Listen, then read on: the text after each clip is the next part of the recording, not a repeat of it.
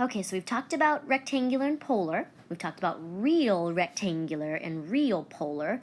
Now we're going to talk about complex numbers or imaginary numbers.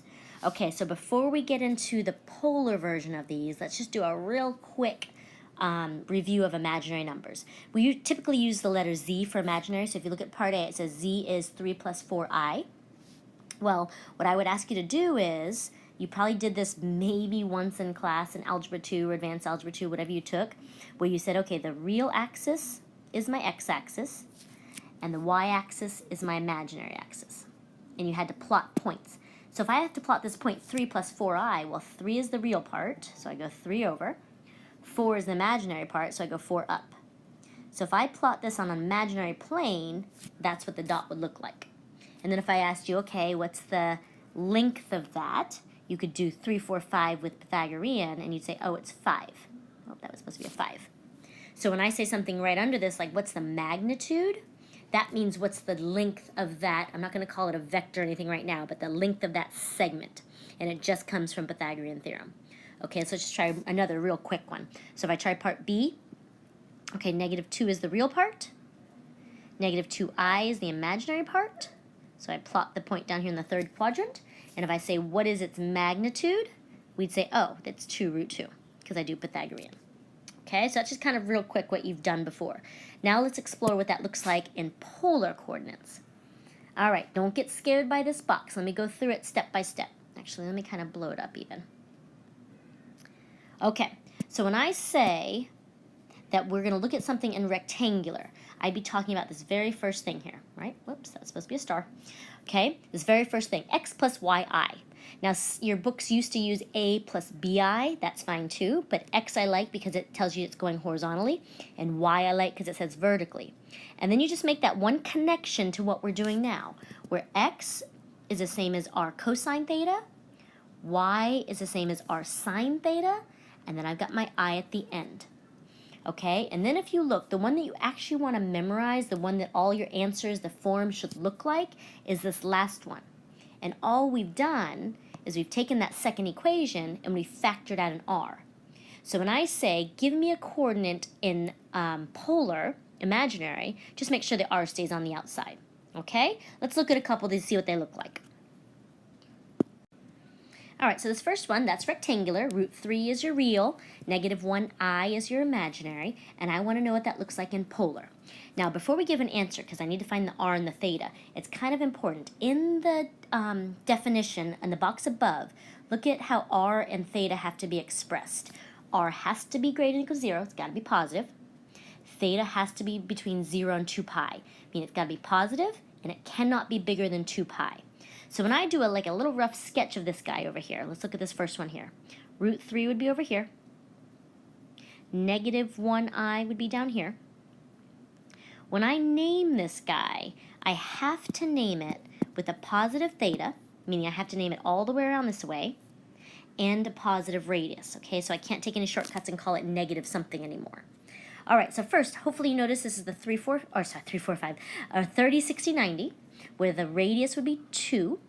Okay, so now I know my r. And if I write my equation down here, just so you kind of get used to it, you have the r on the outside, and then you have cosine theta plus I sine theta on the inside. Okay, so now you know what r is. Okay, we said r is 2, got it. Now I need my theta. Okay, now you can't call it negative, remember.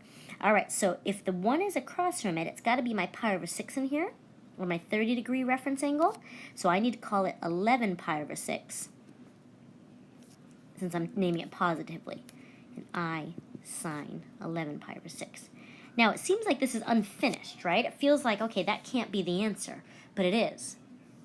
And a lot of students will make the mistake on a quiz or test, and they'll start evaluating these numbers, cosine 11 pi over 6, sine 11 pi over 6. Well, guess what? If you do that, you go up in a circle, and you end up right back where you started. So we want it to end up looking messier than it started, which is kind of a strange concept for us, I know. Okay, you guys try number 2. Do the exact same thing. Try to find your r and your theta, and then leave it in polar form. R on the, oops. So now let's try one where you only have one part, maybe only the real part or maybe only the imaginary part. Okay, so let's take a peek. If I have z equals -2, all right, so here we go. -2 is real, so I'm going to go -2 on the x-axis. Okay. All right, now remember, when I write out my r, it has to be positive. So I'm going to go ahead and say +2. And then my theta for this one would be pi, right? Because that's my pi mark right there. So when I write it in polar form, it looks like this. Z equals 2 on the outside, cosine of my theta, plus I sine of my theta. And once again, it looks messier, but leave it alone. Okay? All right, you guys try part 4, number 4. And remember, -3i, that's your imaginary, so that's going to be only your y value. And see if you can find your r and your theta. All right, so now let's try the other way, meaning here's polar form of this imaginary. Give me rectangular. Now we jump into what we're used to. Now we actually evaluate. We say, all right, cosine 30 is √3/2. Right, sine 30 is 1/2. And then we have this 2 on the outside, so we go ahead and swoop this in and put that 2 back on the outside. Okay, now don't leave it like this. We need it actually all cleaned up as much as possible. So that 2 is going to distribute in, and we end up with √3 plus I. That took it from polar down to rectangular, to what we're used to seeing. All right, you guys try number 6, and just remember pi/2 is up at 90 degrees, so you're going to have to explore some XYR stuff. So the next part, now instead of just looking at imaginaries and polar, now we're going to see, okay, what happens when we multiply them, what happens when we divide them, what happens when we raise them to powers. And it's all formula-based. So the formulas, you do have to memorize them, but hopefully, just like a lot of the formulas we've done this year, once you get the knack of them, they're really not so bad. So I'm going to try to say it the same way every time so we get used to it. Okay, so take a look at example 7. It says find z times w, meaning the product, multiply these two things together, and find z over w, or the quotient, so divide them. And our 2 are off to the right here, z and w. Okay, so if I want to find z times w, let me say this kind of in my own words, and then we'll see what that means with the formula. So the product, if you look up top in the box, z1, z2, says multiply your 2 radii, r1, r2. So that means 3 times 5. Okay, so we multiply the 2 radii. Then cosine, add your 2 thetas together. 20 and 100 is 120. Okay, plus, same thing with sine. Add your 2 angles together, 120. Okay, now what we want to be careful with here is the instructions say rectangular and polar form. So that means when I write z times w in polar form, I'm going to leave it just like this. Let me write that up. All right, so when I say find the product in polar form, well, it's all done. There's a product in polar form. Now, switching into rectangular, I'm going to do the same thing, except now I evaluate. Cosine of 120 is -1/2. Sine of 120 is √3/2. And again, don't leave it like this. It has to be completely distributed for rectangular. So it would be -15/2 plus 15 √3/2, and then sneak that I in there. Now, the division is very similar, but there can be a little bit of a snag on that one. So just leave that blank. I know I don't have a whole lot of room, but I need to go over the negatives tomorrow in class. Okay, number 8, you can see the instructions are still the same, zw and z over w, except now we've got both z and w. Instead of them being handed right to us in polar form, they're actually in rectangular. So that means I have to take this z and this w and convert them into polar, then actually do the 2 equations.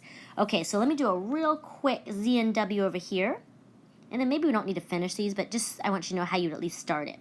Okay, so z first. If it is 1 and then -I, it would go 1 over, -I down, -1 down. So it would be down here, where the radius, since it's a 45, 45, 90, would be √2. Okay, and then the theta would be 315 degrees. I know your book goes back and forth with radians, so you could also call it 7 pi over 4. At this point, radians is probably easier, but either one would be fine.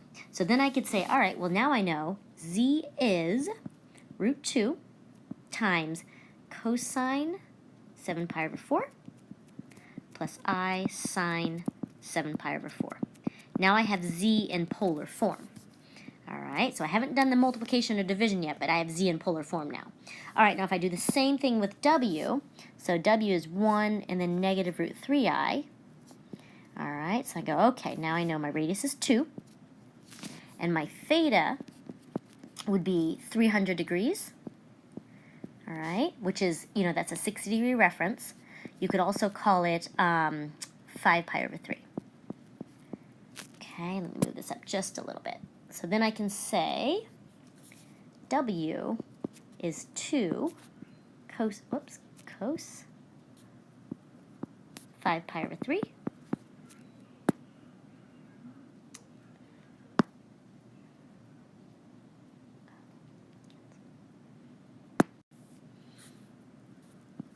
and then plus I sine 5 pi over 3. So now I have everything in polar, so I haven't done it here, but now I'm ready for z times w and z over w. And if you want to practice, go for it, or if not, we can do those in class or just practice in the homework tomorrow.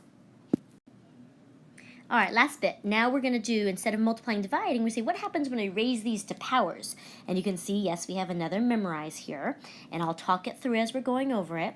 But if I want to know, so number 9, for instance, have 2 cosine 20 plus I sine 20, and I want you to cube it. Well, no way, no how do I actually want you to FOIL that out 3 times. That's kind of crazy. But do just kind of know what's what. So this 2 in front, that's your r. 20 is your theta.